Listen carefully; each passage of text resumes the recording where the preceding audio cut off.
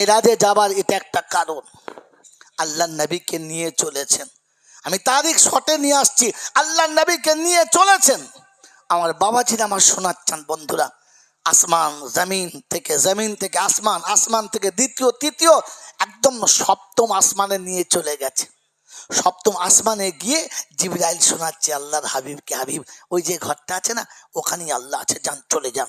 বলছি এ কি ভাই, এই দুর্গম পথে আপনি নেই সাথে, কি করে হবে, কি করে হবে? বলছে যে এখান থেকে যাওয়ার আর অনুমতি নাই, ভুল করে যদি এক কদম বাড়াই নূরের তাজাল্লিতে পড়ে হব ছাই, যাবার অনুমতি নাই। নবী চলেছে আর জিবরাইল দাঁড়িয়ে গেছে। নবী মাটির তৈরি, জিবরাইল নূরের তৈরি, নূর দাঁড়িয়ে গেছে আর মাটি চলে গেছে। নবীকে যারা নূর বলেছে কত বড় গাধা, বুঝে দেখো এবারে, বোকা কোথাকার। নূরের ফেরেশতা তাজাল্লিতে পুড়ে যাবে, দাঁড়িয়ে গেছে। রাসূল মাটিতে গড়গড় করে চলে গেছে। কথা বুঝেছেন বাবাজি? বাবাজি কথা বুঝেছেন? রাসূল চলেছেন, দরজার কাছে গিয়ে জুতো দুটো খুলতে শুরু করেছে। কি ভাই, দরজায় গেলে জুতো খুলতে হয় তো, খুলতে শুরু করেছে। তো আল্লাহ পাক ভেতরেও দেখতে পান, বাইরেও দেখতে পান, সব তার চোখের সামনে। তো শোনাচ্ছে হাবিব জুতো খুলছেন কেন, পরে চলে আসুন। বলছে আল্লাহ নিষেধও করছেন আদেশও করছেন। আল্লাহ নিষেধও করলেন আদেশও করলেন। বলে কবে নিষেধ করলাম? বলে আপনি জুতো খুলতে বলেন নাই। বলে না। বলে আল্লাহ একটু ব্যাকে চলেন না, মনে পড়ে। বলছে আল্লাহ গো, যেদিন মূসা আপনাকে দেখতে চেয়েছিল আর আপনি বললেন সম্ভব না, আয় তুর পাহাড়ে আয়, ওখানে আমার নূরের তাজাল্লি যাবে, যদি সহ্য করতে পারিস তো দেখা হবে। যখন মূসা পাহাড়ে চাপছিল, মূসা গাধার পিঠ থেকে নেমে পাহাড়ে চাপছিল, তখন আপনি বলেছিলেন ফাখলানা আলাইক ইন্নাকা বিল ওয়াদিল মুকদ্দাসি তুয়া। মূসা খবরদার জুতো পরে উপরে চড়বি না, ওটা আমার তুর পাহাড়ে আমার নূরের তাজাল্লি পড়বে, পবিত্র নূরের তাজাল্লি যেখানে পড়ে ওখানে জুতো পরে চাপা যাবে। জোরে বলেন না। যদি জুতো পরে পাহাড়ে না চাপা যায়, ঘরের ভেতরে ঢোকা যাবে না। আপনি বারণ করে কেন ডাকলেন? তাই কবি লিখেছে দিদার করিতে নবী খোদার নিকট যায়,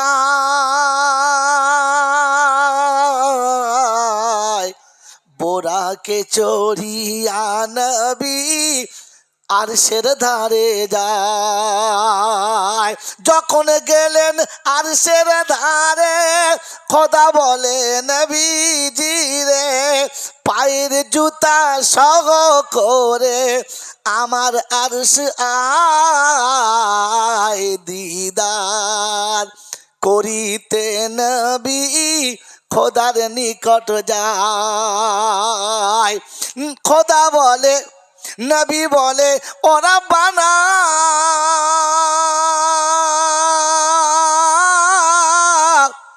মূসাকে করেছ মানা, আমায় কেন বলো তুমি জুতা সহ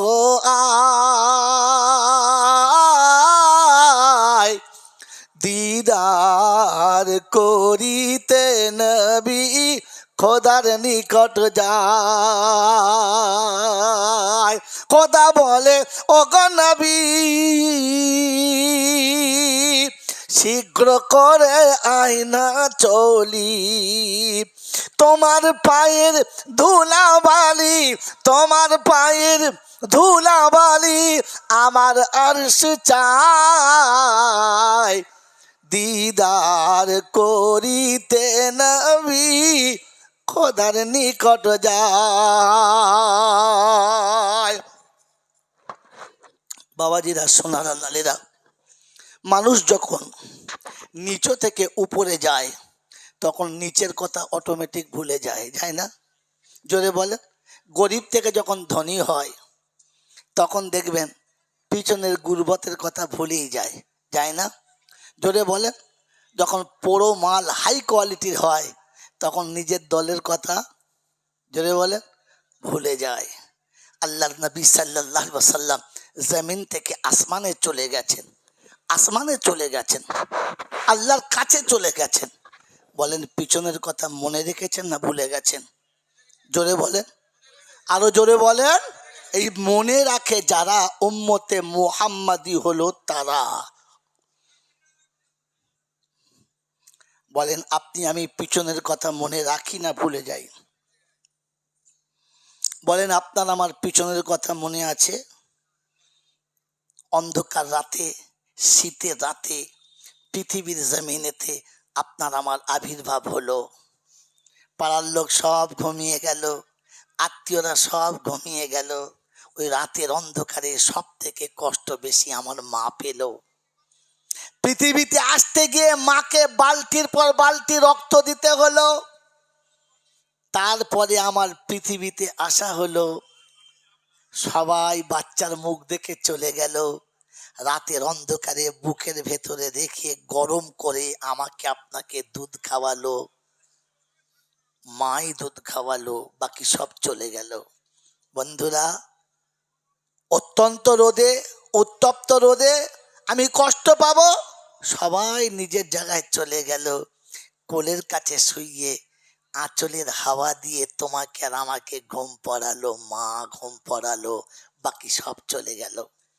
আমার আল্লাহওয়ালা ভাইয়েরা সবাই এসে আদর করলো, যত্ন করলো, কিন্তু যখন অভাব আর অনাটন এলো তখন সব হাতছাড়া হয়ে গেল।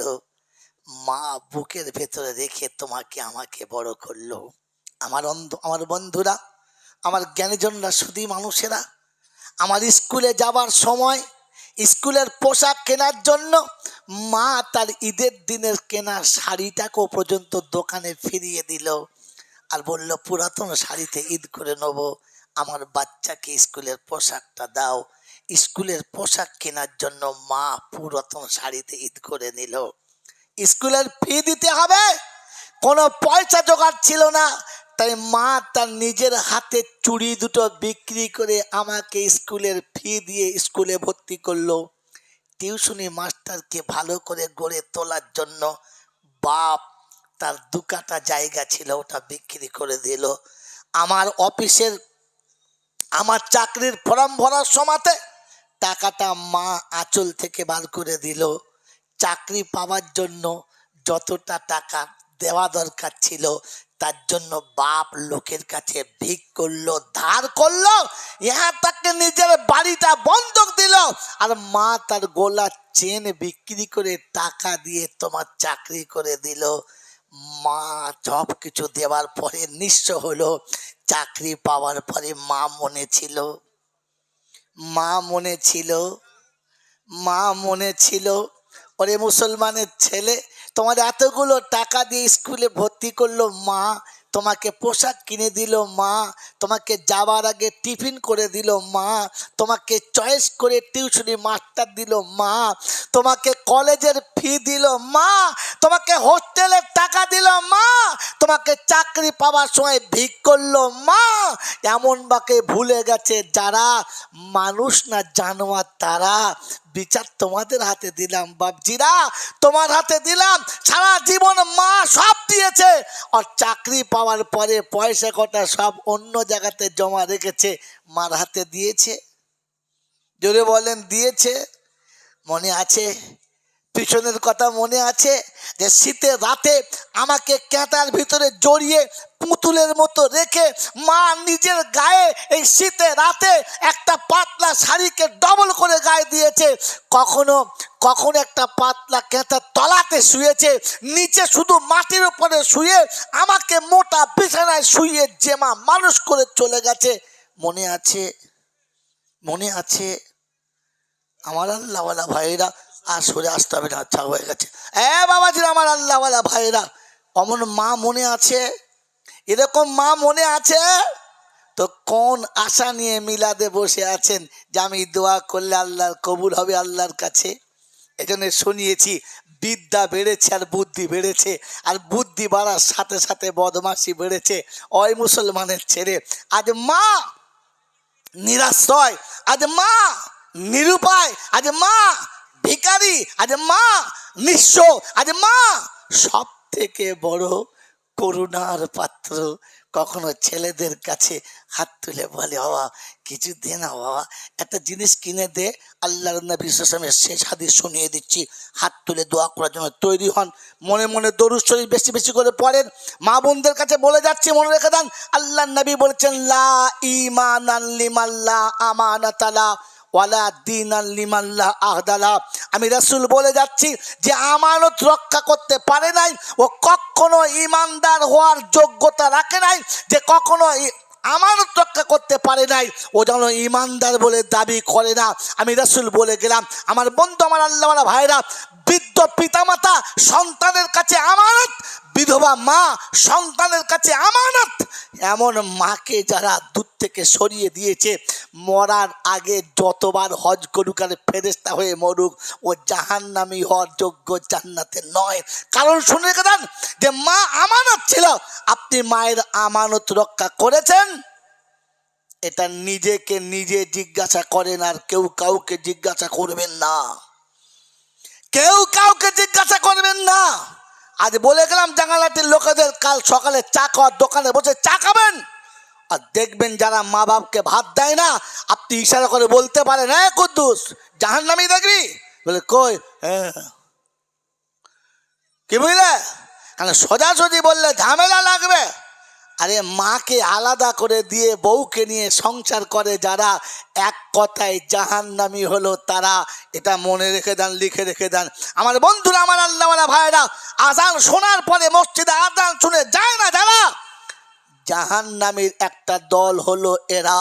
কারণ বেনামাজি কখনো জান্নাতে যাবে, জোরে বলেন না। আর নামাজির হাতে জান্নাতের চাবিকাঠি দেবে, অন্য কারোর হাতে দেবে না। তাই আল্লাহ নবীকে বলেছে, উম্মতকে বলে দেয়, আসসালাতু মিফতাহুল জান্নাহ। ওর চরিত্র যত ভালো হোক, ওর আমল যত ভালো হোক, ওর কাজ যত ভালো হোক, লোকটা যত সত্যবাদী হোক, লোকটা যতই ধার্মিক হোক, নামাজ যদি ওর কাছে না থাকে, ও জান্নাতের দরজা পর্যন্ত যাবে, কিন্তু জান্নাতের চাবি খোলা পাবে না। ওখান থেকে ফিরে ওকে ফের জাহান্নামেই যেতে হবে। খালি মনে মাথা বসে বলছে নামাজ না পড়তে পারে, লোকটা খুব ভালো, বুঝলেন, খুব ভালো লোক। আরে পায়খানার কোন পিঠটা ভালো রে? এই পায়খানার তলার দিক ভালো, ওপর দিক? পায়খানা তো পায়খানা, ওর আবার ভালো কিসের? যে মুসলমান বলে দাবি করে, আর আজান হলে এখনো বসে বসে সিগারেট খায়, এখনো বসে বসে চা খায়। ওর জন্য ভালো বলার কোনো দরকার নাই, ওর জন্য ভালো বলাটাই অপরাধ। তুমি এটা ভুল করছো, অপরাধ করছো। এতে আল্লাহ নারাজ, নবী নারাজ, ফেরেশতারাও নারাজ। তোমার উপরে রাজি থাকার কোনো গল্প নেই, কারণ তুমি দুশ্মনকে বন্ধু করেছো। তোমার বাপের সঙ্গে যা দুশ্মনী আছে, তুমি যদি বলো চাচা খুব ভালো লোক, এক কাপ চা খাও, চাচা খুব ভালো লোক, তো তোমার বাপ কি বলবে? শালা হারামি জন্ম দিয়েছি, কুত্তা জন্ম দিয়েছি রে। আমার জানের দুশ্মন, ও নাকি তাকে বলে লোকটা ভালো লোক। এমন যদি কেউ বলে, তো তার বাপ বলতে পায় না, পায় না? যদি বলেন, রাসূল যাকে ঘৃণা করেছে, আল্লাহ যাকে ঘৃণা করেছে, তুমি তার জন্য সার্টিফিকেট দিচ্ছ আমাদের পাড়ার লোকটা খুব ভালো লোক, খুব ভালো লোক, নামাজ পড়তে পারে না কিন্তু লোকটা খুব ভালো লোক, তখন বুঝতে হবে এ হারামি, ওই রকম হারামির হারে। এই জন্য মেরে মহতম দোস্তর বুজুর্গ আল্লাহওয়ালা ভাইরা, জ্ঞানীজনরা, সুধী মানুষরা, জলসায় এতক্ষণ যা কিছু শুনেছি, ইতিহাস মনে রেখে দিই, যে আমার ব্যাকগ্রাউন্ডে মনে রাখা দরকার ছিল, আমি যেখান থেকে এসেছি ওটা মনে রাখা দরকার ছিল। ইসলাম তার ভবিষ্যৎ দেখায়, আর বিগত জীবনের ভুল বোঝায়। এই জন্য কোরআনে পাক আল্লাহ রাব্বুল আলামিন লক্ষ লক্ষ নমুনা রেখেছে, যে বিগত জীবনে কোন নবীর সাথে উম্মত কি করেছে, ওলিদের সঙ্গে পাবলিক কি করেছে, ওলামাদের সঙ্গে আবাম কি করেছে, জাহেল মূর্খরা জ্ঞানীদের সাথে কি করেছে, নমুনা কোরআনে তুলে রেখেছে। আর বলে দিয়েছে, উম্মত তুই সতর্ক হয়ে যা, এই ভুলেতে তুই যেন পা দিবি না, তাহলে ওদের জায়গাতে তোকে টেনে পৌঁছে দেবো। কেউ বাঁচাতে পারবে? জোরে বলেন, পারবে?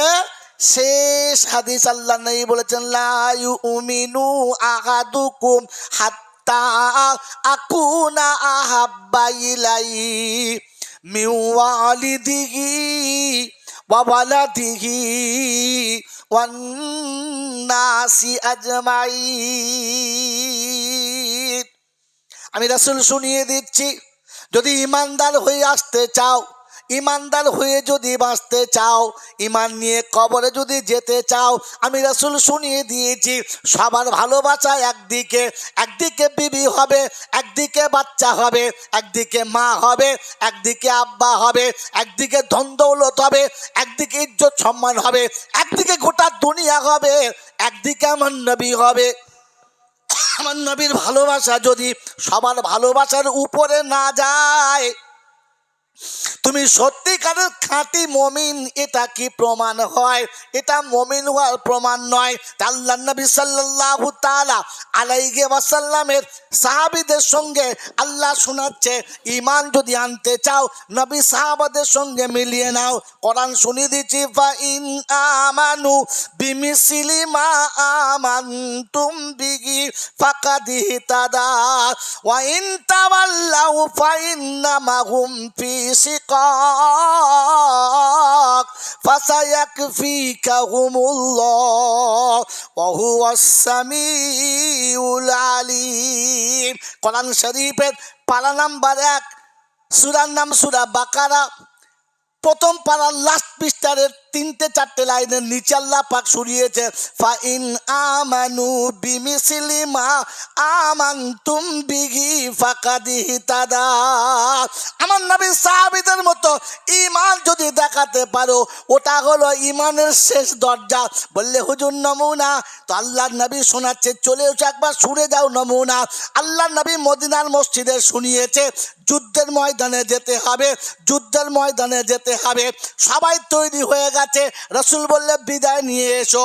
দরজার কাছে গিয়ে বলল, বিবি আমি তোমাকে ভালোবাসি, কিন্তু আমার নবীকে তার থেকে বেশি, তাই বাসর রাত থেকে উঠে ফজরের নামাজ পড়ে নাম লিখিয়েছি। তোমাকে শুনিয়ে দিচ্ছি, আমি যুদ্ধে চলে যাচ্ছি। বিবি বলেছে, স্বামী হাতে মেহেদির কালার গেল না, গায়ে বিয়ের গন্ধ এখনো গেল না, এই সময়ে ঘর ছেড়ে বাইরে যাওয়াটা ভালো না।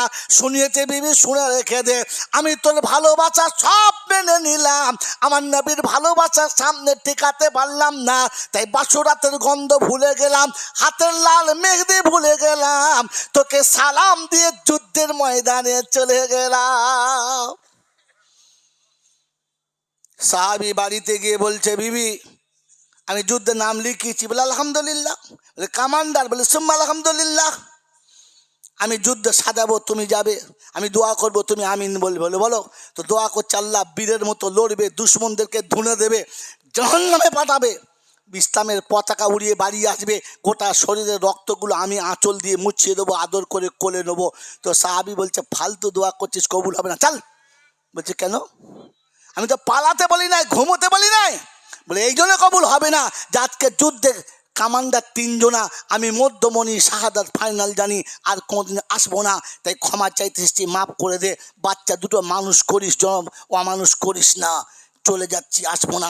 বাচ্চা ছুটে বলছে, আব্বু একবার কোলে নাও। তো বলেছে, ঘুরে মার কাছে চলে যাও, কিয়ামতের ময়দানে জান্নাতে যখন ফায়সালা হবে দরজায় বসে থাকবো, তুই কোলে চাপ দি, তবে যাবো, তবে আজকের কোলে নেবো না, চলে যা। বাচ্চাকে তাড়িয়ে দিয়েছে, বিবিকে ভুলিয়ে দিয়েছে, যুদ্ধে চলে গেছে। রাসূল বললেন, ইমানদারের নমুনা এইটা, সবার থেকে ভালোবাসার নবী দিয়েছে। মন থাকবেন ইনশাআল্লাহ, মন থাকবেন ইনশাআল্লাহ। আল্লাহ পাক সঙ্গে যদি ঈমান আনতে হয় তো ভয় সাহাবাদের মতো নিয়ে এসো।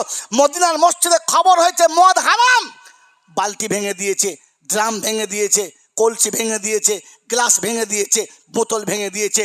তারিখ শুনছে, মদের দোকানে একজন মদ খাচ্ছে, গ্লাসে ঢেলেছে, এক ঢোক মুখে নিয়েছে, বোতল হাতে, গ্লাস হাতে, এক ঢোক মুখে, শুনেছে মদ হারাম, মুখেরটা কুল্লি করে ফেলেছে, গ্লাসটাও কাচার মেরেছে, বোতলটাও ভেঙে দিয়ে বাড়ি চলে এসেছে। বন্ধু হারাম শুনেছে, ওখানে ছেড়েছে। আপনার আমার নমুনা, মাগরিবের আদান হচ্ছে, ও এখনো পর্যন্ত চা খাচ্ছে। চাচা চলো, দিয়েছে যখন খেয়েই যায়, নামাজ যায়, যাক, চাটা ফেলা যাবে?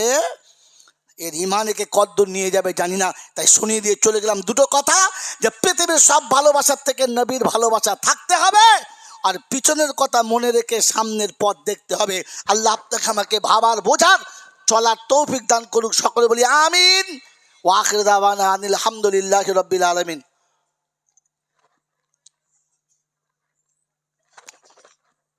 দরুদ শরীফ। আল্লাহুম্মা সাল্লি আলা সাইয়্যিদিনা। দাওয়াত আপনি করতে গিয়েছিলেন? আপনি দাওয়াত করতে গিয়েছিলেন? চুপচাপ করে বসুন, যে করতে কথা বলুন। দরুদ শরীফ। আল্লাহুম্মা সাল্লি আলা সাইয়্যিদিনা মাওলানা মুহাম্মদ ওয়া আলা আলি সাইয়্যিদিনা মাওলানা মুহাম্মদ। আল্লাহুম্মা আমিন। রব্বানা যালামনা আনফুসানা ওয়া ইন লাম তাগফির লানা ওয়া তারহামনা লানাকুনান্না মিনাল খাসিরিন। রব্বানা ইন্নানা আমান্না ফাগফির লানা যুনুবানা ওয়া কাফির আন্না সাইয়্যাতিনা ওয়া তাওয়াফানা মা'আল আবরার। ইয়া আরহামার রাহিমিন, ইয়া আকরামাল মুকরিমিন, ইয়া আহাদাস সামাদাল্লাযী লাম ইয়ালিদ ওয়া লাম ইউলাদ ওয়া লাম ইয়াকুল লাহু কুফুয়ান আহাদ। ইয়া হান্নানু ইয়া মান্নানু ইয়া দাইয়ান ইয়া জাল জালালি ওয়াল ইকরাম। আই মাওলাই হাকিম, দুটো হাত তোমার দরবারে তুলেছি, অতীত জীবনের গুনাহগুলোকে মাফ করে দাও। আয় আল্লাহ, খাস করে আজকে জলসাতে যারা বসেছে রাব্বাল আলামিন, কালেমা শরীফ পড়েছে, দরুদ শরীফ পড়েছে, আমার মায়েরা অনেক কোরআনে পাকের তেলাওয়াত করেছে। আয় রাব্বাল আলামিন, আল্লাহ পড়তে যত ভুল হয়ে গেছে সমস্ত ভুলগুলোকে ক্ষমা করে দাও। আল্লাহর সওয়াবটুকু সোনার মদিনায় আমার নবী পাকের রওজা মোবারকে পৌঁছে দাও। আয় রাব্বাল আলামিন, আল্লাহ দয়া করে মেহেরবানি করে চলাতে বলাতে ওঠাতে বসাতে হাসিতে কান্নাতে আনন্দে নিরানন্দে ত্রুটি বিচ্যুতি বেয়াদবি যা কিছু হয়ে গেছে সমস্ত ভুলগুলোকে ক্ষমা করে তোমার নেক বান্দাদের খাতায় নামটা লিখে দাও। আয় আল্লাহ, যে রাস্তায় তুমি চললে রাজি সেই পথে চলার তৌফিক দাও, যে পথে চললে তুমি নারাজ সেই পথ থেকে তুমি আমাদেরকে বাঁচাও। আয় আল্লাহ, ভাতৃত্বের সঙ্গে থাকার তৌফিক দাও, মুহাব্বতে থাকার তৌফিক দাও। আয় আল্লাহ, ইখলাসের সাথে ঈমানের সাথে চলার তৌফিক দাও।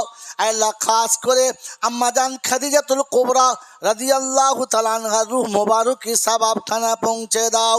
तमाम नबीन सिद्दीकीन सालिहीन उलमाए दिन मुफस्सिरीन गौस कुतुब पीर पैगंबर वली अब्दल उस्ताद माशाइख मोमिन मोमिना उम्माहातुल मोमिनीन आइम्माए मुजतहिदीन शुहदाए बद्दीन शुहदाए उहुद शुहदाए करबला मुहद्दिसिन किराम मुफस्सिरिन जाम मुजाद्दिदिन ज़मान कुतुबे आलम যারা দুনিয়া ছেড়ে চলে গেছে সকলের আরওয়াহ মোবারকি সওয়াবখানা পৌঁছে দাও। আয় আল্লাহ, তোমার চলার তোমার বান্দাদের মধ্যে আল্লাহ রহমতের যত প্রয়োজন তুমি দিয়ে দাও। আল্লাহ, গজব থেকে বাঁচিয়ে নাও, সিরাতে মুস্তাকিমের চলা সহজ আর আসান করে দাও। আল্লাহ, আজকে দিনের অনুষ্ঠানকে আল্লাহ তুমি কবুল করে নাও। আয় আল্লাহ, আমাদের মা বাপ দাদা দাদি নানি যারা চলে গেছে সকলের কবর জান্নাতের বাগান বানিয়ে দাও। আয় আল্লাহ, তাদের জীবনের ভুলগুলোকে মাফ করে দাও, আমাদেরকে ওরকম রাস্তা থেকে তুমি বাঁচিয়ে নাও। আয় রাব্বাল আলামিন, আল্লাহ দয়া করে মেহেরবানি করে জীবনের সমস্ত ভুলগুলোকে ক্ষমা করে দাও। রব্বানা যালামনা আনফুসানা ওয়া ইন লাম তাগফির লানা ওয়া তারহামনা লানাকুনান্না মিনাল খাসিরিন وترحمنا لنكونن من الخاسرين سبحان ربك رب العزة عما يصفون وسلام على المرسلين والحمد لله رب العالمين जब हो दो में अफसी या अल्लाह लब पे हो ला इलाहा इल्लल्लाह मुहम्मदुर रसूलुल्लाह।